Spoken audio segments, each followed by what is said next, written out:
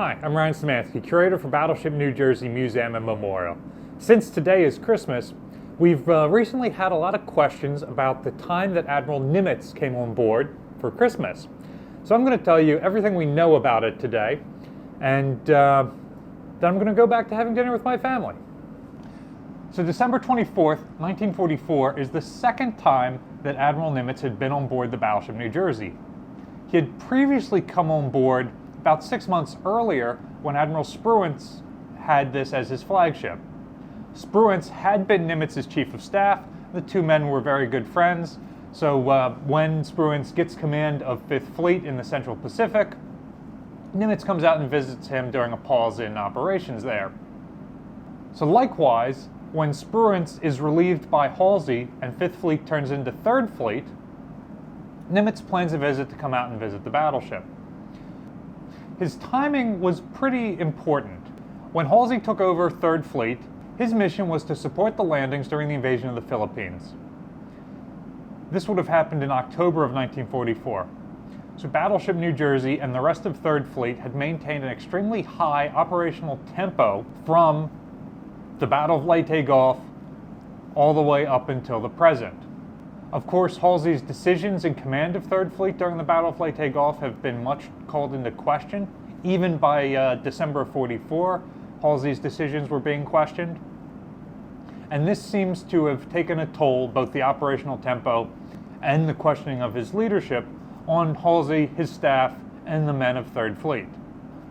Admiral Halsey compounded this with a further disaster by driving his fleet through Typhoon Cobra while they were preparing to launch airstrikes on the island of Luzon as part of the support for the Philippine invasions.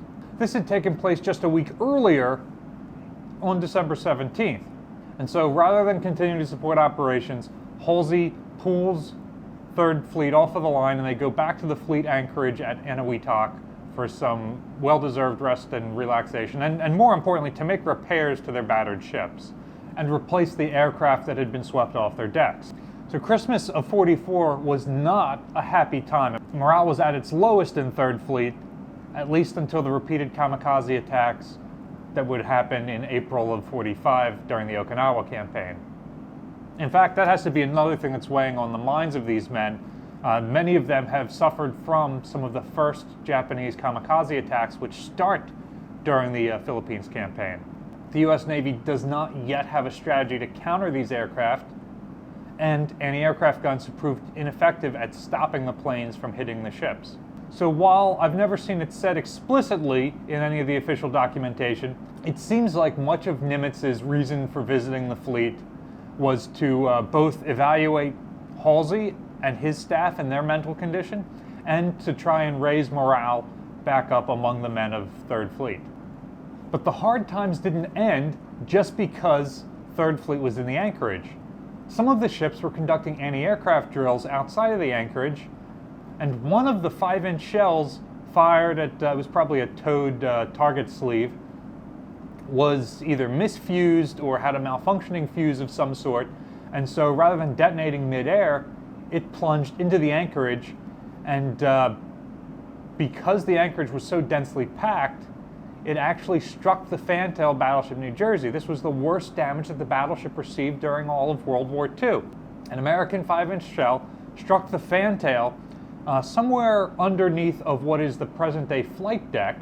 We can't see the actual damage or repairs from the top because the flight deck has been built over top of it. Went through the overhead of what is now the ship's library, was then still part of the mess decks, punched through the deck, and went into one of the wash basins in the crew's head on 3rd deck below that.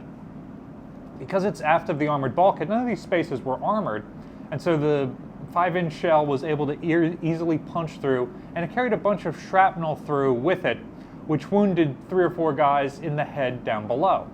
And unfortunately, these sailors were not eligible for Purple Hearts because they had not been wounded in combat with the enemy. You can get a Purple Heart for friendly fire, but it has to be during a combat action. This was decidedly not a combat action. One of the sailors bravely grabbed the shell, which they did not know whether it was going to explode or not, and carried it up on deck and threw it over the side. This took place in the morning, with Admiral Nimitz arriving that afternoon while repairs are still being made to the flagship.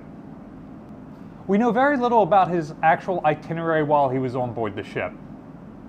We can say with some certainty that he would have visited the flag spaces one deck above us, which are no longer intact, and that he visited the captain's cabin down below. He almost certainly would have come aboard the forward accommodation brow, which was for officers, and he would have spent time on the forward quarterdeck and the O1 level outside the captain's cabin where we are now. By that point in the war, Nimitz was already enough of a celebrity that he would have almost certainly drawn officers from other ships on the fleet to come and visit. And while he likely spent most of his time with Halsey and his staff planning the next operations, he almost certainly spent time with the enlisted crew members, probably in crew's mess.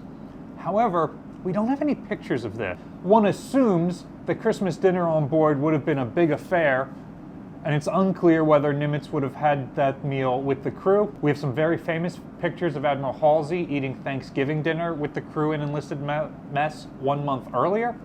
So it would make sense that Nimitz and Halsey did something like that for Christmas, although it's quite telling that there aren't any pictures of it.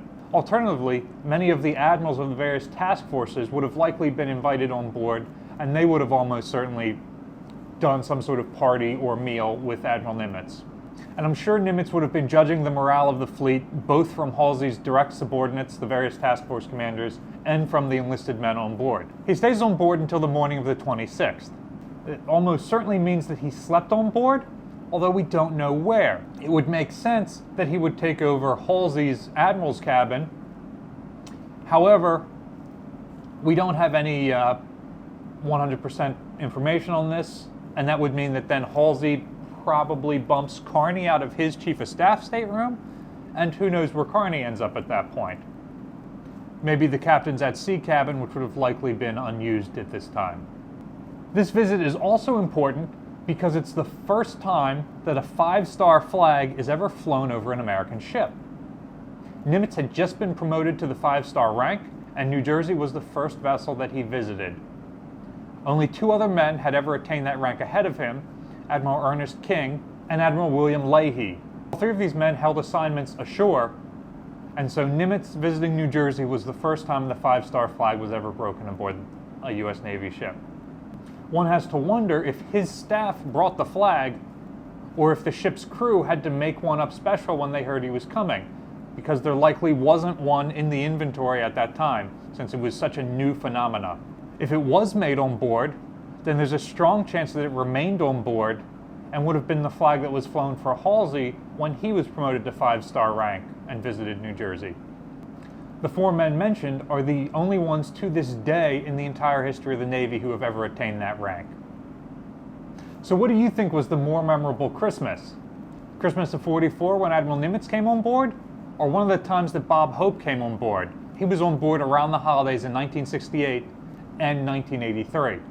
And one of those times he even brought the Dallas Cowboys cheerleaders. Battleship New Jersey receives operating support from the New Jersey Department of State, also from a number of other businesses and private individuals like yourselves. We really appreciate your support. There's a link in the description below if you'd like to continue donating to support the museum. You can also support us by liking, sharing, subscribing so more people find about us and our channel. Merry Christmas, and thanks for watching.